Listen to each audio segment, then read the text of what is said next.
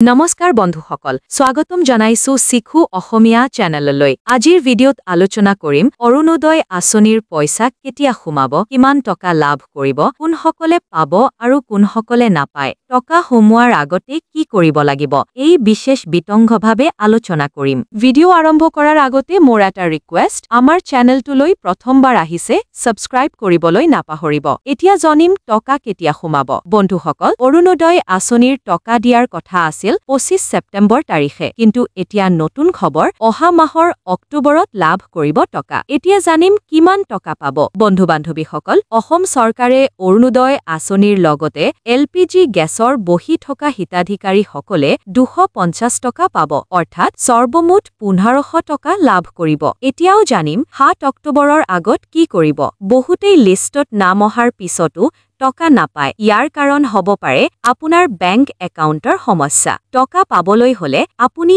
এতিয়াই তিনিটা কাম নিশ্চিত কৰক 1 আধাৰ সিডিং আপোনাৰ বেংক একাউণ্টৰ সৈতে আপোনাৰ আধাৰ কাৰ্ডখন সংযোগ হৈ থকাটো বাধ্যতামূলক এয়া নহলে চৰকাৰী ধন নাহে 2 এনপিচিআই মেপিং আপোনাৰ বেংক একাউণ্টটো এনপিচিআই মেপিং হোৱাটো নিশ্চিত কৰক ডিবিটি ডাইৰেক্ট বেনিফিট ট্ৰান্সফাৰৰ জৰিয়তে ধন আধাৰ মেপ থকা একাউণ্টতহে সোমায় বেংকলৈ গৈ এই বিষয়ে নিশ্চিত হওক 3 কেৱাইচি আৰু সক্ৰিয় একাউণ্ট আপোনাৰ বেংক একাউণ্টৰ কেৱাইচি নো ইয়ৰ কাষ্টমাৰ সম্পূৰ্ণ আৰু আপডেট হৈ আছে নে নাই পৰীক্ষা কৰক যদি একাউণ্টটো সক্ৰিয় নহয় বা দীৰ্ঘদিন ধৰি লেনদেন কৰা হোৱা নাই তেন্তে সমস্যা হ'ব পাৰে এতিয়াও জানিম নতুন আবেদন কেনেকৈ কৰিব বৰ্তমান অৰুণোদয় আঁচনিৰ বাবে কোনো অনলাইন আবেদনৰ ব্যৱস্থা নাই আবেদন প্ৰক্ৰিয়া সম্পূৰ্ণৰূপে অফলাইন হয় গতিকে পঞ্চায়ত বা পৌৰসভা কাৰ্যালয়ত শীঘ্ৰে যোগাযোগ কৰক যদি এই তথ্যসমূহ আপোনাৰ বাবে সহায়ক হৈছে তেন্তে ভিডিঅ'টো লাইক কৰিব